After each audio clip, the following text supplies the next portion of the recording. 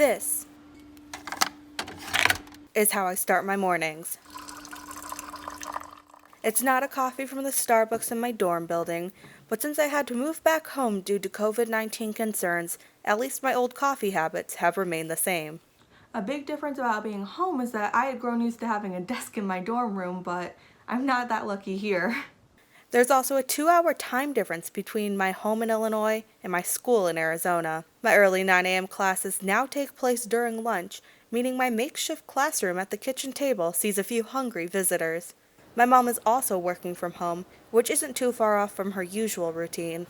We're what they call field-based, and we're used to working remotely. We already do a lot in terms of conference calls.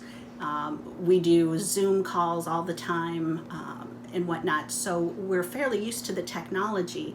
It's just taking it up another notch where you're no longer having those face-to-face interactions with people, but doing everything over the web or over the telephone is a little bit different. However, as the situation becomes more dire in Illinois, my mom has struggled with her desire to help and the health of herself and her family. Well, initially I really wanted to help. I think a lot of us that are in healthcare professions, that's one of the reasons we are in healthcare, is because we want to help people. My concern is that I'm an asthmatic. I have a daughter who's also an asthmatic. Asthmatics are much more likely to end up having severe complications from this disease. That makes me more vulnerable to getting this or bringing it home. It could result in pretty severe consequences, not just for me, but for my family, especially for my daughter. But while the situation remains uncertain, we find other ways to pass the time.